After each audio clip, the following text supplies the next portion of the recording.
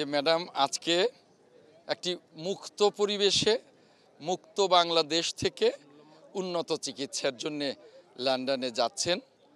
লন্ডনে তিনি উন্নত চিকিৎসা নেবেন, প্রয়োজনে লন্ডনের বাইরে অন্য কোনো দেশে যদি যেতে হয় সেখানেও যাবেন। আমরা সকলেই প্রত্যাশা করি, সারা জাতি ম্যাডামের জন্য দোয়া করছেন যে ম্যাডাম সুস্থ হয়ে উঠবেন, পরিপূর্ণ সুস্থ হয়ে ম্যাডাম দেশে ফিরে আসবেন এবং বাংলাদেশকে আবারও ম্যাডাম নেতৃত্ব দেবেন।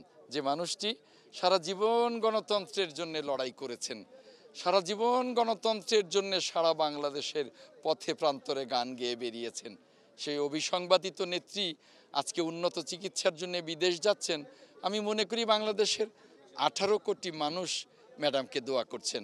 ইনশাল্লাহ অতি দ্রুতই উন্নত চিকিৎসা শেষে পরিপূর্ণ সুস্থ হয়ে দেশে ফিরবেন। খালেদা জিয়াকে অন্যায়ভাবে কিন্তু তাকে দীর্ঘদিন কারারুদ্ধ করে রাখা হয়েছে এবং তাকে হত্যার উদ্দেশ্যে তাকে স্লো পয়জনিং করা হয়েছে। অবশ্যই আনন্দের বিষয় যে মা সন্তানের দেখা হবে, দেশনেত্রী বেগম খালেদা জিয়া ট্রিটমেন্ট করে আবার দেশে আসবেন এবং দেশে এসে এদেশের মানুষের জনগণের সেবা যাতে করতে পারে, দেশের সেবা যাতে করতে পারে এবং মহান রাব্বুল আলামিন তাকে যেন পরিপূর্ণ সুস্থতা দান করে, সেটা আজকে আমাদের কাছে প্রত্যাশা এবং দেশবাসীর কাছে সবার কাছে আমাদের বিনীত অনুরোধ, আপনারা সবাই মন থেকে দোয়া করবেন দেশনেত্রী বেগম খালেদা জিয়া যাতে পরিপূর্ণ সুস্থতা অর্জন করে দেশে আসতে পারে এবং এদেশের জনগণের সেবা করার সুযোগ পায়, এটি আজকে আমাদের প্রত্যাশা। দেশনেত্রী বেগম খালেদা জিয়া হচ্ছে আমাদের আবেগের জায়গা।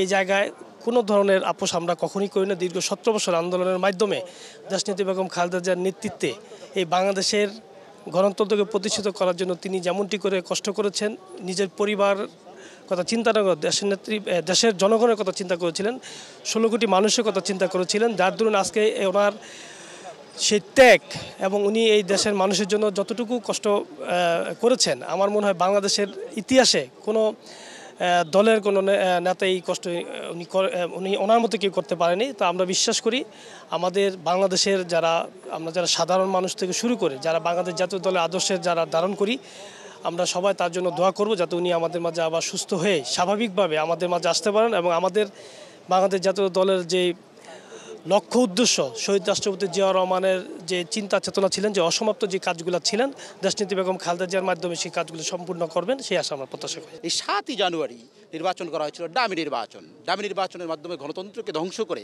দেশনেত্রী বেগম খালেদা জিয়াকে হত্যার ষড়যন্ত্র করেছিল। অথচ আল্লাহর পরিকল্পনা কি দেখেন, আজকে 7 তারিখে এমন একটি সম্মান আল্লাহ তাআলা দিয়েছেন তাকে, সারা বিশ্বের মধ্যে ভেরি নজিরবিহীন একটা ঘটনা যে সে চিকিৎসার জন্য যাচ্ছে, তাকে কাতারের আমির তাকে এয়ার অ্যাম্বুলেন্স দিয়েছেন। ইউকের রাষ্ট্রপ্রধান থেকে শুরু করে রাজ পরিবার থেকে তাকে আমন্ত্রণ জানিয়েছেন উনি কি ভিভিআইপি হিসেবে। আমরা বিশ্বাস করি, বাংলাদেশ জাতীয়তাবাদী দল বিশ্বাস করে এটা আল্লাহর পক্ষ থেকে একটি উপহার এবং বাংলাদেশ জাতীয়তাবাদী দল দীর্ঘ বছর তিনবারের প্রধানমন্ত্রী যেভাবে মানুষকে সেবা করেছেন, উনি সুস্থ হয়ে দেশে ফিরে আসবেন, মানুষের জন্য কাজ করবেন, দেশের জন্য কাজ করবেন, দেশের সমৃদ্ধির জন্য কাজ করবেন, সম্প্রীতির জন্য কাজ করবেন।